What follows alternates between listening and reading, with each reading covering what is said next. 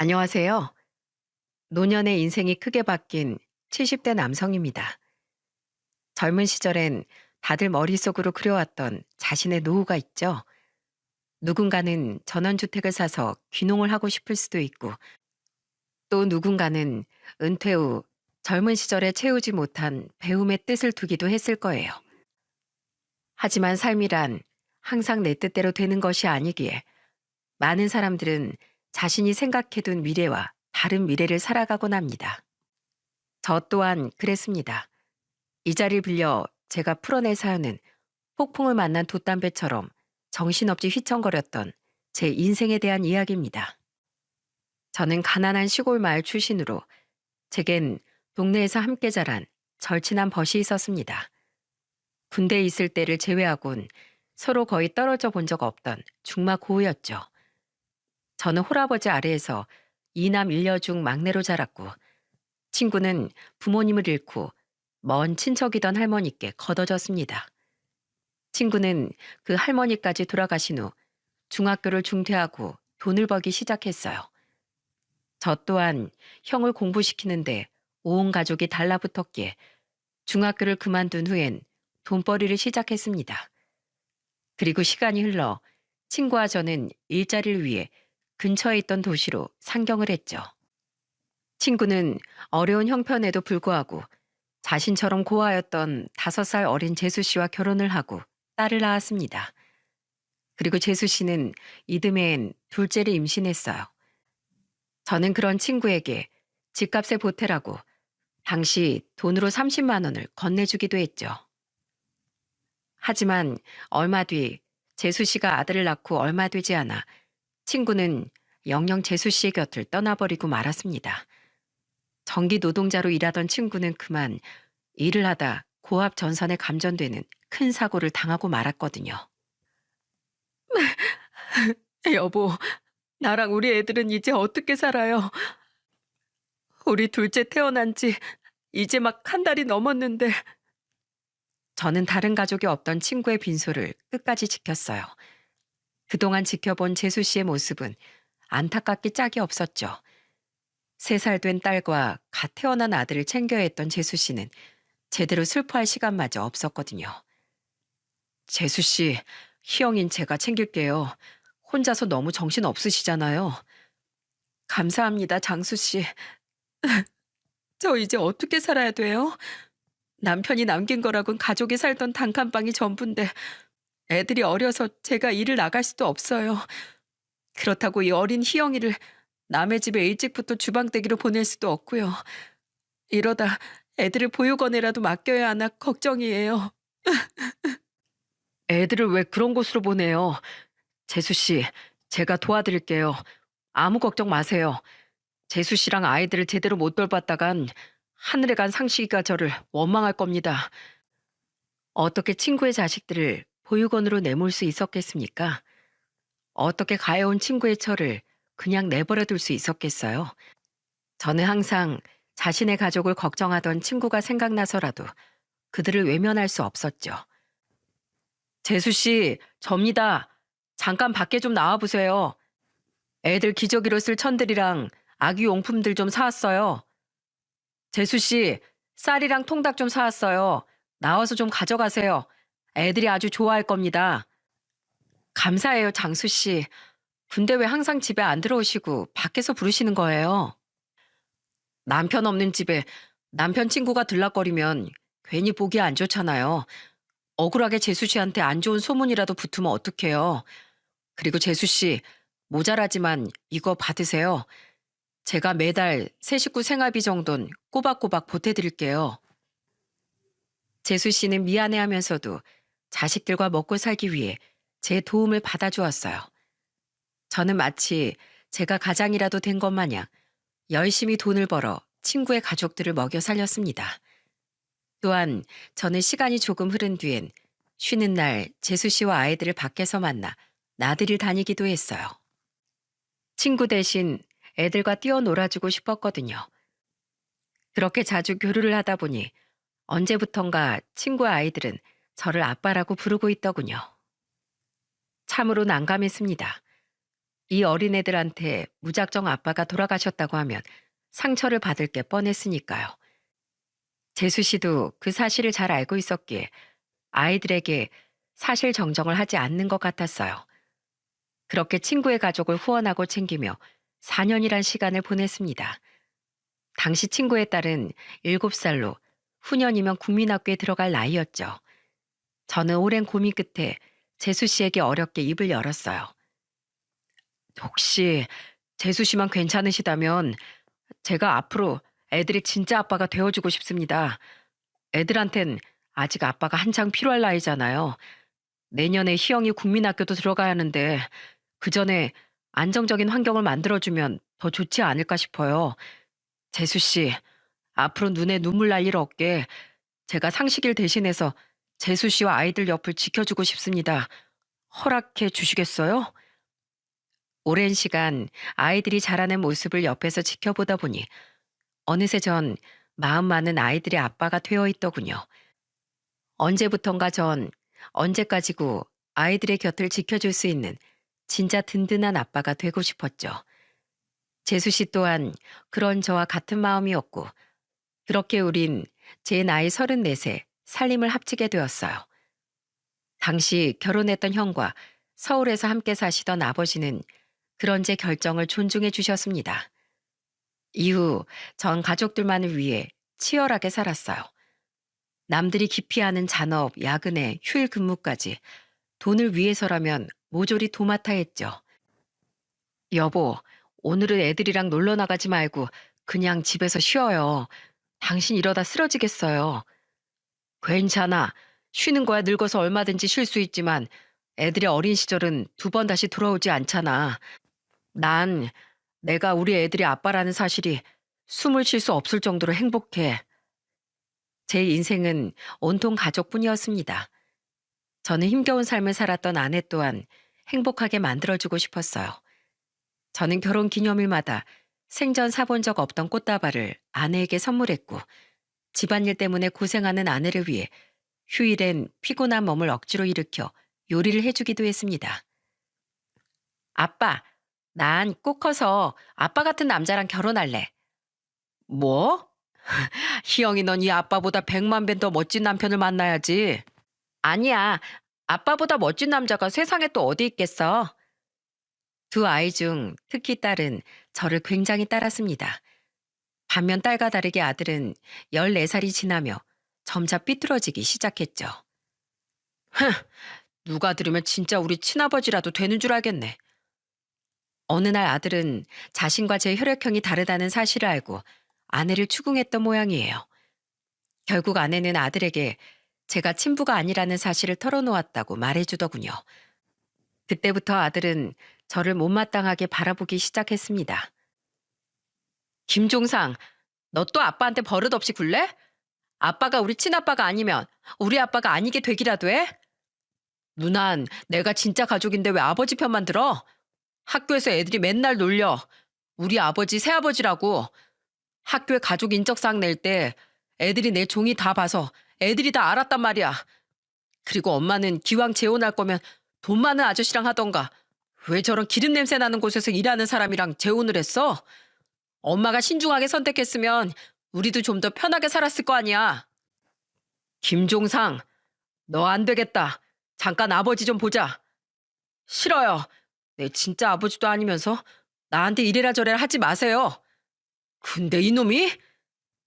저는 결국 당시 아직 16밖에 되지 않던 아들의 뺨에 손을 올려붙이고 말았어요. 제게 뺨을 맞은 아들은 잠시 벙쪄 있더니 이내 도끼 눈을 뜨고 저를 노려보더군요. 저는 그런 아들에게 엄한 눈초리를 보내며 말했죠. 아버지가 뭔데 절 때려요? 김종상, 아버지가 다른 건 다 참아도 어른한테 무례하게 구는 건 못 참는다고 했지? 아버지가 뭔데? 아버지는 자식을 책임지고 바르게 길러내는 사람이야. 널 잘 키울 의무가 있는 내가 네 아버지가 아니면 대체 뭐냐? 어? 난 너희한테 부끄러운 아버지인 적 한 번도 없었고 너희 내 친자식이 아니라고 생각해 본 적도 없다.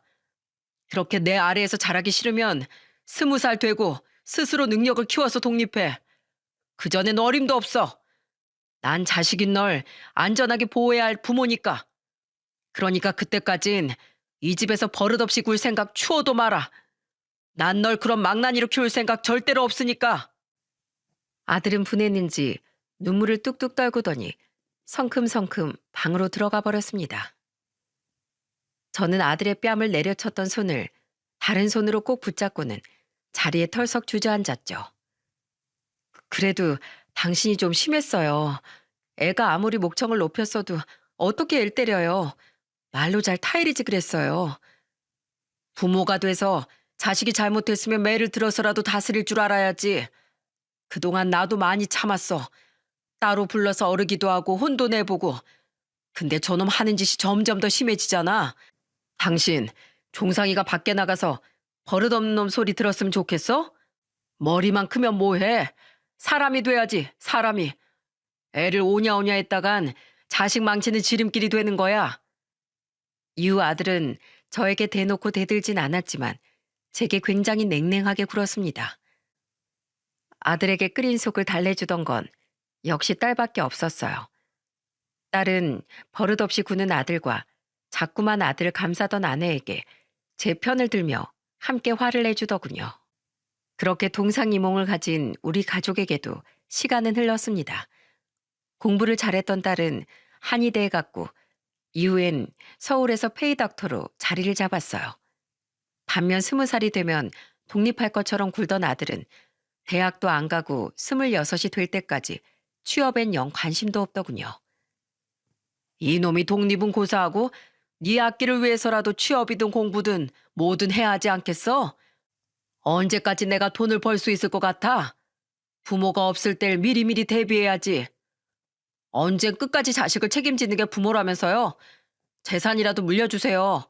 뭐 얼마 없어 보이긴 하지만 그게 아버지 된 도리라고 하셨잖아요. 그래도 이놈이 너 대체 언제 정신 차릴래? 어? 아, 잔소리 좀 그만하세요. 취직 그까짓 거 하면 되잖아요. 그제 아들은 느릿느릿 취업 자리를 알아보는 것 같더니 겨우 취직한 주방 일을 반년도 되지 않아 그만두더군요. 그래도 제 눈치가 보였는지 아들은 계속 취직을 하긴 했는데 3개월 일하다 상사가 마음에 안 든다며 또다시 몇 달을 놀고 또다시 5개월 일하다 일이 너무 힘들다며 또다시 몇 달을 놀기를 반복했죠. 그런 아들이 나이 32에 여자친구가 임신을 했다며 결혼을 하겠다고 말하더군요. 진득하게 직장에 붙어있지도 못하는 놈이 무슨 결혼을 하겠다고 그래? 너 가장이 돼서 아내와 자식을 책임지는 게 얼마나 고된 일인지 알기나 해? 그럼 생긴 애를 지워요? 아버지, 저 아기까지 생겼으니까 이제라도 정신 차리고 열심히 살게요. 그러니까 저 좀 마지막으로 한 번만 도와주세요. 콜센터에서 일하고 있다던 아들의 여자친구는 아들 옆에서 고개만 푹 숙이고 있더군요. 솔직히 아들이 못 믿어왔지만 어쩌겠습니까? 자식 잘못 키운 제가 멀쩡한 남의 집 딸 인생까지 망칠 순 없는 노릇이잖아요. 저는 아들에게 앞으로 달라지겠다는 확답을 받아낸 뒤에 살던 도시에 아들의 신혼집을 마련해 주었어요.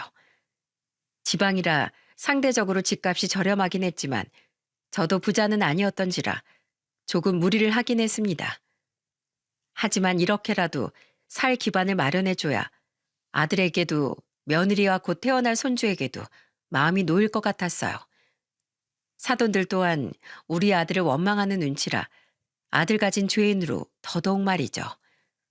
딸은 아들이 결혼한 지 2년 뒤 서울에서 소개로 만났다던 회사원 사위와 결혼을 했습니다.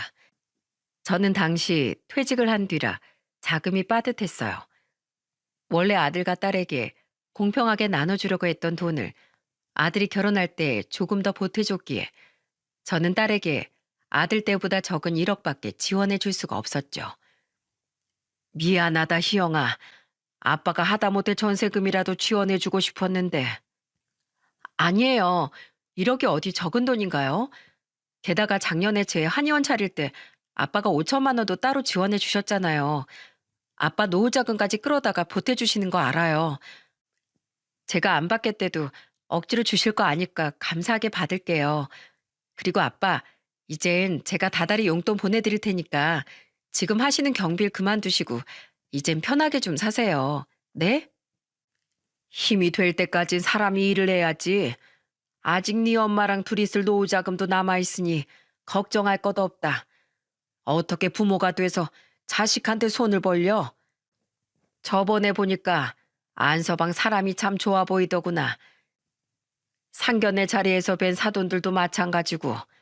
희영아, 아빠는 그저 네가 앞으로 잘 살기만 하면 바랄 게 없다. 결혼 축하한다, 내 딸. 네 뒤엔 언제든 아빠가 든든하게 버티고 있으니 무슨 일 있으면 항상 아빠한테 기대거라. 알았지?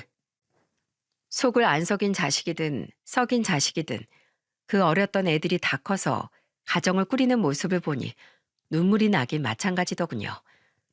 한 놈은 앞으로도 지금처럼 잘 살기를, 한 놈은 제발 앞으론 정신 차리고 제대로 살기를 간절히 바랐죠. 하지만 아들은 한 2년 정도 정신 차리고 사는 것 같더니 또다시 직장을 때려치우길 반복하더군요. 아들은 자꾸만 저에게 손을 벌렸는데 처음엔 손주 생각에 도와주다가 이러다간 애를 더 망칠 것 같아 저는 아들에게 돈을 주지 않았습니다. 하지만 나중에 알고 보니 이후론 아내가 저 몰래 아들에게 돈을 주고 있었더라고요. 여보, 내가 종상이 도와주지 말랬지? 걔가 믿는 구석이 있으니까 계속 일도 제대로 안 하고 그러고 있는 거 아니야? 걔도 사정이 있겠죠. 그리고 혼자 고생하는 며느리를 그냥 두고만 봐요. 혹시 종상이가 당신 친자식 아니라고 나 몰라라 하는 건 아니죠? 나 일할래요, 여보. 내가 돈을 벌어야 당신 눈치 안 보고 아들을 도와주던지 하지 원. 당신 간섭이 서러워서 더는 이대로 못 있겠어요. 제가 화를 내자 평생 주부로 살아왔던 아내는 갑자기 일을 하겠다고 하더군요. 그러더니 자기 통장에 있던 돈으로 덜컥 건물 상가의 점포 하나를 임대 계약해 왔더군요. 나한테 아무 상의도 없이 이런 큰 일을 벌이면 어떡해? 거기 월세가 저렴하게 나왔더라고요. 여보, 나 평생 집안일만 하며 가족에게 헌신하고 살았어요. 당신만 자기 인생 포기하고 가족을 위해 산 거 아니에요. 그러니까 나 이제라도 내가 하고 싶은 일 해보면서 살고 싶어요. 나 예전부터 꼭 옷장사 한번 해보고 싶었어요. 그러니까 나 처음 창업 자금만 좀 도와주면 안 될까요? 나한테 그 정도 권리는 있잖아요. 안 그래요? 화가 나다가도 어느덧 고생으로 인해 잔뜩 주름진 아내의 얼굴을 보니 측은한 마음이 들더군요. 결국 전 노후 자금의 일부를 아내에게 내어주었죠. 아내 말 맞다나 각자 가정에 오래도록 충실해 왔으니 아내와 저 두 사람의 공동 재산임이 맞았으니까요. 그렇게 아내는 나이 60에 기성복 가게를 오픈했습니다. 당신 요새 표정이 아주 밝네. 장사가 체질에 잘 맞나 봐. 예, 요즘 아주 살맛이 나네요. 근데 당신 그러고 나갈 거예요? 내 동창들이랑 하는 부부 동반 모임인데 차림새가 너무 후줄근한 거 아니에요? 얼굴은 또 왜 그렇게 거무죽죽해요? 아휴, 친구들 남편들은 나이가 젊어서 옷태부터 남다르던데. 이거 예전에 당신이 사준 옷이잖아. 그리고 갑자기 왜 사람 생긴 거 가지고 그래? 일하느라 평생 고생해서 얼굴이 많이 상한 거 가지고 내 참 서러워서 원. 그런데 아내는 장사를 시작한 지 3년쯤 뒤부터 저를 대하는 태도가 달라지더라고요. 언제는 제 주름이 가족을 위해 헌신한 사람의 훈장이라던 사람이 제 외모를 비하하고 다른 사람과 비교를 하더군요. 게다가 아내는 종종 저와 나가던 밤 산책도 근교로 향하는 나들이도 나가지 않더라고요. 여보, 오늘도 산책 안 나갈 거야? 밖에 바람이 시원해. 나 상가 가게 여자들이랑 저녁 약속 있어요. 요새 당신 약속이 많네. 사람 만나는 거야 좋지만 나랑도 시간 좀 보내지 그래. 징그럽게 부부끼리 시간은 무슨. 우리 나이 때 느리로 사는 거지. 그렇게 유난 떠는 거 오히려 보기 안 좋아요. 나이가 들면 아내와 둘이 알콩달콩 살 수 있을 줄 알았더니 저는 자꾸만 외로워져 갔습니다. 아내는 저를 두고 밖으로 놀러 다니기만 바빴죠. 저는 일을 하는 시간 외엔 혼자 대충 끼니를 때우고 텅 빈 집안을 청소하며 무료한 여가 시간을 보냈어요. 그런데 아내가 일을 시작한 지 5년 만에 저는 결국 철석같이 믿던 아내에게 배신을 당하고 말았습니다. 아빠, 괜찮아요? 그냥, 그냥 난 앞으로가 너무 막막하구나. 평생 사지육시 멀쩡하게 살던 사람이 이렇게 한쪽 다리를 잃었으니 말이다. 엄마, 그냥 아빠랑 같이 서울로 올라오세요. 그럼 제가 안서방이랑 같이 아빠를 보살펴 드릴 수 있잖아요. 서울은 무슨? 난 평생 살던 여기가 좋다. 내 가게도 여기 있고 내 인생이 전부 여기 있어.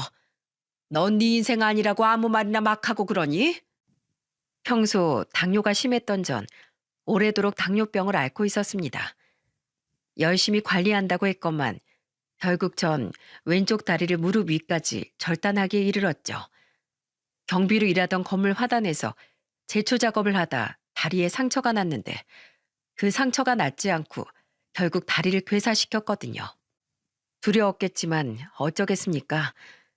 저는 결국 절단 수술을 받아야 했고 몇 달 뒤 병원에서 퇴원하는 날 딸과 사이는 손녀들을 사돈댁에 맡겨두고 병원까지 저를 데리러 왔더군요.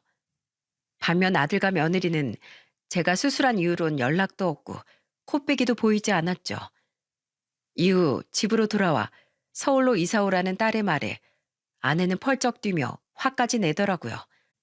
그러더니 제가 퇴원하고 며칠도 채 지나지 않은 어느 날 아내는 제게 청천벽력 같은 말을 내뱉었습니다. 여보, 당신이 병원에 있을 땐 내가 당신 배려한답시고 참았는데 이제 뭐 퇴원도 했으니 나 할 말 좀 합시다. 여보, 난 그동안 자식들 키운 걸로 고생은 충분히 다 했다고 생각해요.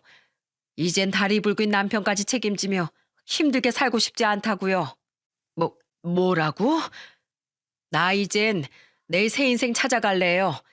솔직히 우리 애들 때문에 합쳤지 무늬만 부부 아니었어요? 더군다나 요새 들어 우리 사이 엄청 소원해졌잖아요. 애들 결혼까지 다 시킨 마당에 우리 이제 그냥 갈 길 갑시다. 여보, 그게 무슨 소리야? 지금 내 몸이 이런데 이제 와서 날 버리겠다고? 그리고 우리가 무늬만 부부였다니 우리가 함께 헤쳐왔던 그 세월들이 당신한테는 아무것도 아니었어? 그만큼 고생하면서 살았으니까 이젠 그만하자고요. 솔직히 당신도 나랑 애들 아니었으면 그 늦은 나이에 어디 결혼이나 했겠어요? 그리고 내가 이 나이에 다리 한쪽 없는 남편 수발이나 들면서 인생을 다 허비해야겠어요? 당신이 어떻게 나한테 이럴 수가 있어? 여보, 나 재활 열심히 할게. 당신 고생 안 시키도록 나 최선을 다할게. 나한테 남은 건 이제 당신뿐인데 당신이 날 떠나면 내가 어떻게 사나? 제발 지금 이런 상황에서 날 버리지 마. 저는 무서운 마음에 아내의 옷소매를 부여잡고 애원했습니다. 하지만 아내는 그런 저를 냉정하게 뿌리치더군요. 그리고 그날 저녁 아내는 짐을 싸서 정말로 집을 나가버렸어요. 여보, 제발 가지 마. 당신 혼자 어딜 간다고 그래? 내일엔 신경 끄고 당신이나 앞으로 잘 살아요. 이혼 서류 준비되면 연락할게요. 절망적이었습니다. 제 신세가 너무 처량해서 미칠 것만 같았죠. 평생 가족을 위해 헌신했건만 돌아오는 건 아내의 배신이라니 이 잔인한 현실을 도저히 믿을 수가 없었어요. 아내가 사라진 집은 고요했습니다. 화장대 위엔 아내의 물건이 남김없이 사라져 있었고 벽에 걸려있던 가족 사진 속 아내가 야속하게 저를 보며 웃고 있더군요. 다리도 건강도 직장도 마지막으로 아내까지 잃은 전 세상이 다 원망스러워졌어요. 그토록 열심히 살았건만 결국 내게 남은 건 이 쓸모없는 목숨뿐이구나. 저는 더 이상 살고 싶지 않았습니다. 늦은 시간까지 잠을 이루지 못한 전 긴 시간을 들여 딸에게 장문의 문자를 남겼죠. 사랑하는 내 딸 희영아, 오늘 너희 엄마가 집을 나갔다. 더 이상 나와 부부로서 살고 싶지 않다는구나. 하긴 너희 엄마도 막막했겠지. 이런 몸인 남편을 데리고 평생 살아야 한다는 게 말이야. 애써 이해하려고 노력은 해보았다만 그래도 네 엄마가 원망스러운 건 어쩔 수 없더구나. 난 너희 엄마가 나 같은 고통을 겪었다면 네 엄마를 절대 버리지 않았을 거다. 네 엄마뿐 아니라 희영이 너나 평생 내 속을 썩였던 종상이었다고 해도 말이야. 너와 종상이 그리고 네 엄마는 내 목숨보다 소중했던 내 가족이었단다.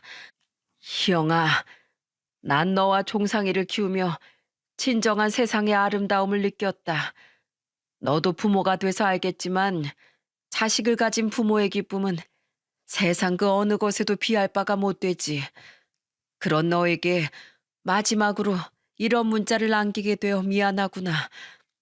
하지만 슬프게도 평생 가족과 일밖에 모르고 살던 내 옆엔 마지막 인사를 할 흔한 친구조차 남아있지 않더구나.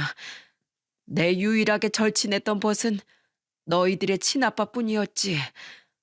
난 이 고단하고 원망스러운 세상에게 마지막 인사를 하고 이제 그만 하늘에 있는 내 벗을 만나러 가려고 한다. 종상이가 걱정이긴 하다만 그래도 자식들 둘을 모두 결혼까지 시켰으니 내 벗에게 면목이 없진 않을 것 같아. 미안하다 내 딸. 부디 넌 오래도록 행복하렴. 사랑한다 희영아. 문자를 꾹꾹 눌러 쓰는데 휴대폰 위로 쉴 새 없이 눈물이 떨어지더군요. 딸에게 문자를 보내고 나니 시간은 새벽 1시를 넘어가고 있었어요. 이후 전 병원에서 받은 약, 비상약 등 집안의 모든 약을 모아서 한 번에 삼켜버렸습니다. 그리곤 얼마 지나지 않아 그대로 정신을 잃고 말았죠. 아빠!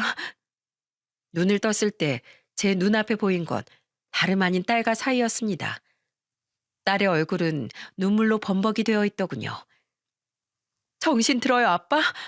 여보, 얼른 의사 선생님 좀 불러와줘. 제가 정신을 차린 곳은 병원이었어요. 정신이 잘 들지 않아 저는 느리게 눈을 꿈뻑였죠. 네가 어떻게 여기에? 제가 마침 아빠 문자 받았을 때 안 자고 있었으니까 망정이지. 제가 곧바로 경찰에 신고하지 않았으면 어쩔 뻔했어요. 아빠, 그런 일이 있었으면 나한테 전화를 해서 하소연이라도 하셨어야죠. 전 영문도 모르고 아빠를 영원히 잃어버릴 뻔했다고요. 그래도 이렇게 사셨으니까 됐어요. 이젠 다 괜찮아요, 아빠. 딸이 울부짖는 소리를 들으며 저는 다시 의식을 잃어버렸습니다.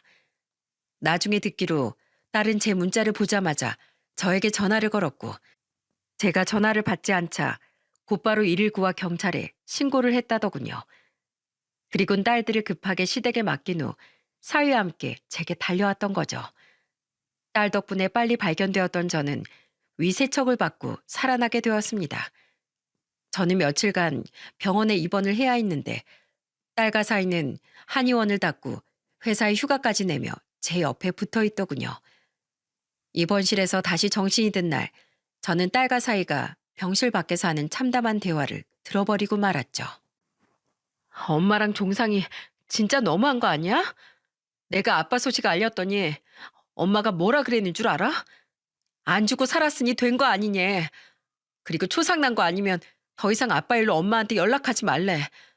엄마도 이제 엄마 인생 살겠다는 게 뭐가 잘못된 거냐고.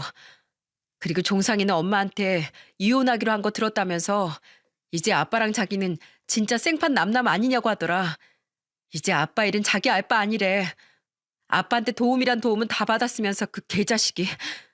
내가 막 쌍욕을 하니까 아예 내 전화 끊고는 그대로 차단까지 시켜버렸는지 전화도 안 되더라고. 어떻게 사람들이 그럴 수가 있어? 세상 사람들이 다 아빠한테 등을 돌려도 우리 가족만은 그러면 안 되는 거잖아. 불쌍한 우리 아빠.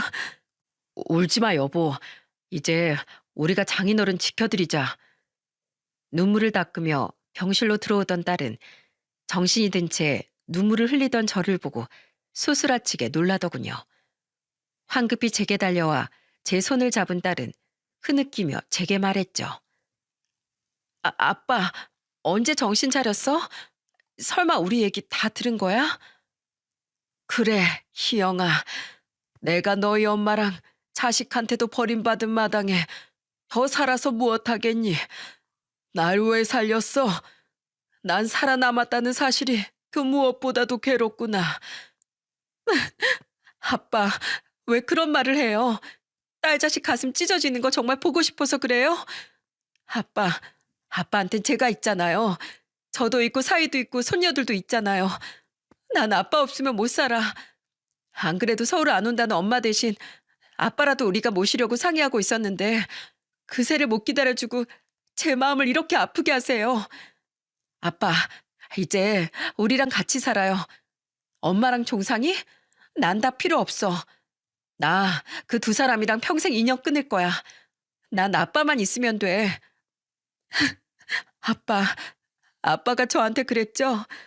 아빠가 평생 제 뒤에서 든든하게 버티고 있어주겠다고. 아빠, 이젠 제가 아빠의 든든한 버팀목이 되어줄게요. 제가 아빠 잃어버린 다리가 되어드릴게요. 그러니까 절 봐서라도 제발 삶에 대한 의지를 잃지 마세요. 내가 아빠 다 책임질게요. 장인어른, 이 사람 말대로 저희 집으로 가시죠. 이 사람 장인어른 안 모시면 저랑 이혼까지 불사하겠다고 얼마나 난리였는데요. 장인어른, 저 진심으로 장인어른 존경합니다. 제 자식을 키워보니까 친자식도 아닌 자식을 둘이나 진심으로 키워낸 장인어른께서 얼마나 대단한 분인지 다시 한번 절실히 깨달았어요. 안서방, 정말로 내가 신세를 져도 괜찮겠나? 난 너무 미안해서. 신세는요, 장인어른이 아니었으면 전 이런 훌륭한 사람을 애초에 만나지도 못했을 텐데요. 그리고 저 장인어른 안 모시면 이혼당합니다. 그렇게 아끼시던 사위, 따님한테 버림받는 모습 보기 싫으시면 제발 저희랑 같이 좀 살아주세요. 저 살면서 장인어른께 삶에 대한 지혜 많이 배워나가고 싶습니다. 사위는 눈시울을 붉히며 제 손을 잡고 있던 딸의 손 위에 자신의 손을 포개더라고요. 너무도 고마워서 눈물이 줄줄 흘렀습니다. 무엇보다 이젠 자신이 제 버팀목이 되어주겠다는 딸의 말 한마디가 저를 오열하게 만들었죠. 우리 딸, 언제 이렇게 다 커서 이 아빠를 울리는 거니? 고맙다, 한서방. 정말 고맙네.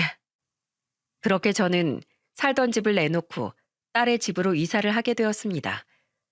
6살, 4살이던 손녀들은 외할아버지와 같이 살게 되었다며 좋아서 방방 뛰더군요. 딸과 사이를 닮아 참 마음 따뜻하고 착한 아이들이었어요. 그리고 사돈댁에서도 제게 따로 전화를 걸어 합가를 한 건 참 잘한 선택이라고 말해주시더군요. 자신들도 저를 걱정했다면서 말입니다. 참 고마운 분들이었죠. 아내에 대해 체념을 했던 저는 협의 이혼을 위해 아내에게 전화를 걸었어요. 그 난리를 치더니 기어이 희영이 집에 들어갔소? 당신도 참 대단하네요. 걘 진짜 웃겨. 내 전화 받지도 않더니. 잔말 말고 내가 보낸 이혼 서류 받았지? 사인해서 법원에서 만나. 여보, 솔직히 난 당신을 아직도 원망하지만 애들 엄마고 나랑 그래도 오랫동안 살았던 사람이니 끝을 더럽게 내고 싶지 않아서 그냥 협의 이혼해주는 거야. 근데 당신 이것만은 알아도 평생 당신에게 최선을 다했던 날 불행이 닥치자마자 버린 거 당신 언젠간 꼭 후회할 거야. 그리고 언젠간 당신이 한 짓에 대한 대가도 치르게 되겠지. 이 사실만은 절대 잊지 말고 살길 바래. 아이고, 무서워라. 예, 앞으로 나 버린 딸년이랑 어디 잘 한번 살아보시오. 그렇게 전 아내와 변호사의 조율을 통해 재산 분할을 한 후 이혼을 하게 되었습니다. 그리고 한동안 딸의 집에서 유양을 하던 전 재활을 위해 의족과 재활병원을 알아보고 있었어요. 그런데 어느 날 저는 상상도 못한 엄청난 선물을 받게 되었죠. 딸과 사이는 제게 가볼 데가 있다며 저를 차에 태워 어디론가 가더라고요. 짜잔! 여긴? 여기가 우리나라에서 최고로 좋은 맞춤 의족을 파는 데래요. 그리고 재활병원도 집에서 오가기 편한 데 중에 제일 괜찮은 곳으로 제가 이미 다 알아놨죠. 좋은 의족은 가격이 얼마나 비싼데 난 그냥 저렴한 거로 아무거나 사면 된다.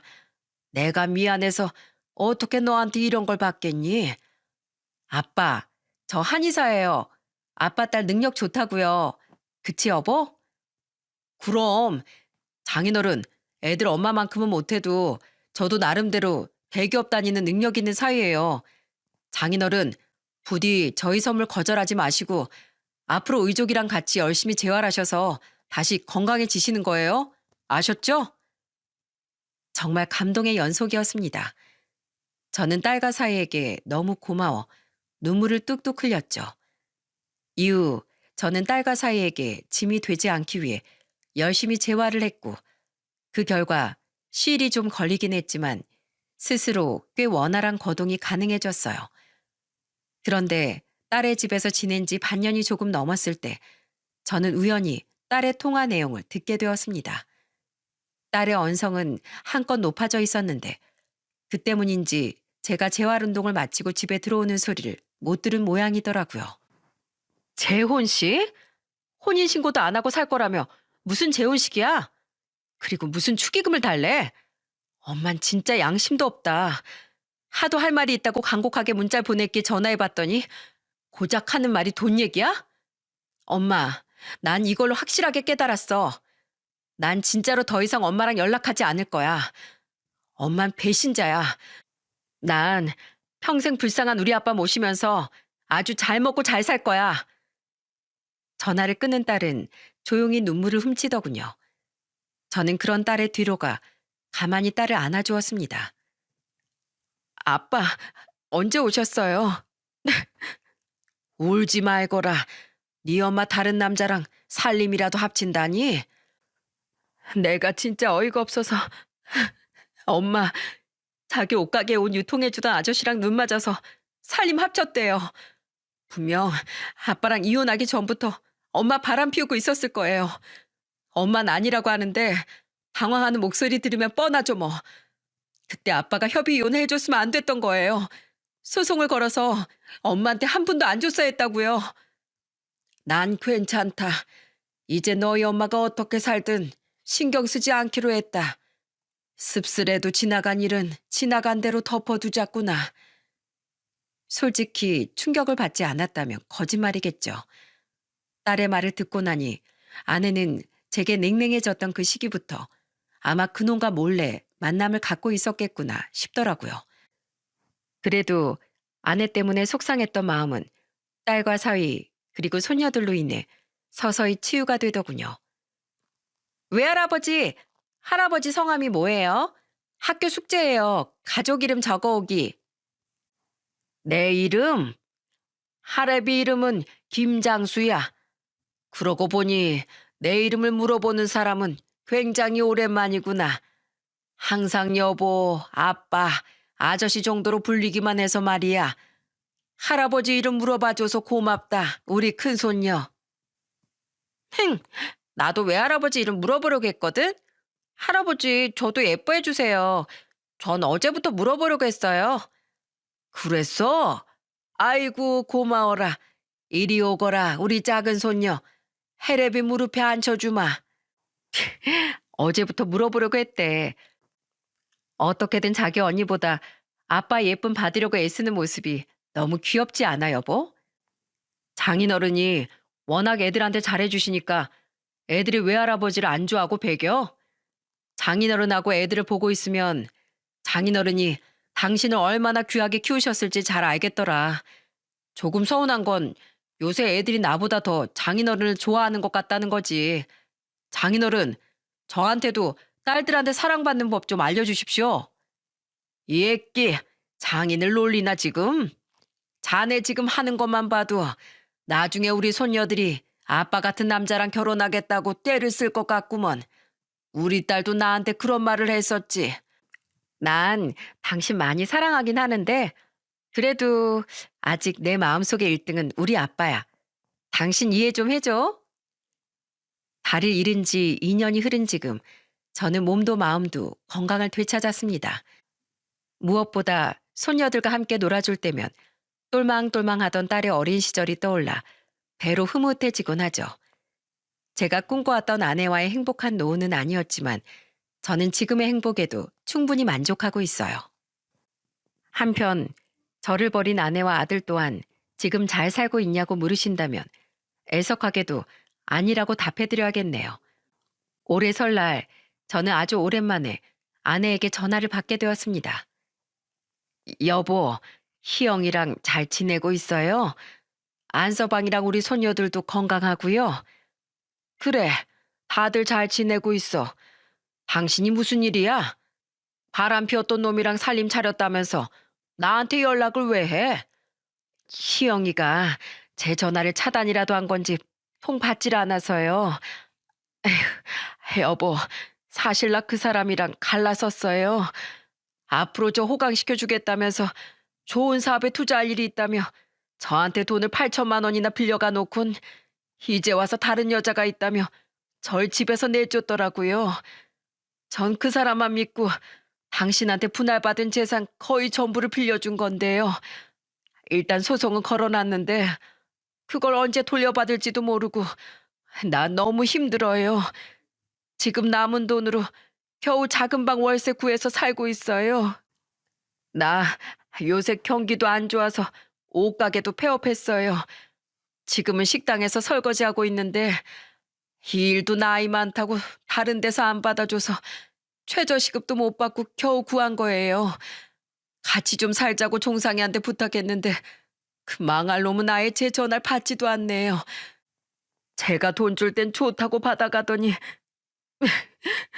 마지막으로 전화했을 때 예전에 제가 준 돈이라도 갚으라니까 유산 미리 증여받은 거나 마찬가지인데 저더러 노망나냐고까지 하더라고요. 여보, 그땐 내가 너무했죠? 미안해요. 내가 당신한테 그랬으면 안 되는 건데 내가 너무 어리석었어요. 나 혼자 살기 너무 힘들어요. 여보, 나 좀 다시 받아주면 안 될까요? 아니면 희영이한테 나 좀 그 집에 같이 받아달라고 얘기해주면 안 돼요? 여보, 우리 서로 산 세월이 얼만데 나한테 약간의 의리라도 남아있다면 제발요. 나 버리지 말아요. 당신 참 염치도 없다. 내가 그렇게 날 버리지 말아달라고 애원할 땐 뒤도 안 돌아보고 바람난 놈한테 가버리더니 이제 와서 용서해달라고? 내가 바본 줄 알아? 난 협의 이혼할 때 당신한테 양심적인 재산 분할해준 걸로 내 의리를 다했어. 내 몫은 거기까지야. 당신하고 나 사이에 남은 건 아무것도 없어. 내가 언젠가 당신 꼭 대가를 치를 거라고 했지? 세상이 당신을 벌 주기 전에 당신 스스로 무덤을 팠네. 그렇게 챙기던 아들에게까지 팽당하고 말았으니 아내의 최후가 참 초라하더군요. 그런데 마침 옆에 있던 딸은 가까이 귀를 대고 통화 내용을 듣고 있더니 대뜸 제게 전화를 빼앗아 가더군요. 그리고 눈물을 펑펑 흘리며 아내에게 고래고래 소리를 질렀죠. 엄마가 진짜 사람이야? 그 아저씨한테 버림받았으면 버림받은 거지. 어떻게 아빠한테 전화를 할 수가 있어? 엄마, 나 아빠가 부탁해도 다시 엄마랑 같이 살 생각 추워도 없어.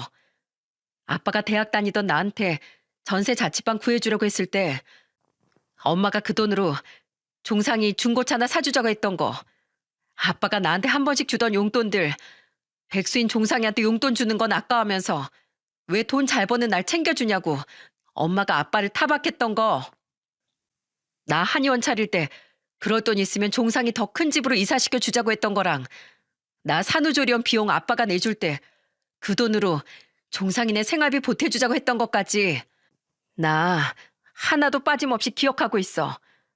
그러니까 엄만 그렇게 좋아하던 아들한테나 계속 연락해봐. 난 나 끔찍히 챙겨주던 아빠 모시고 잘 살 테니까.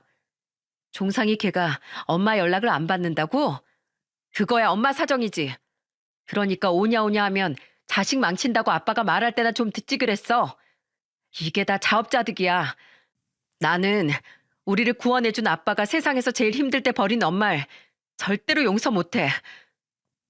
그런 딸이 속상해할까봐 말은 안 했지만 얼마 전 저는 아들에게서 문자를 한 통 받았습니다.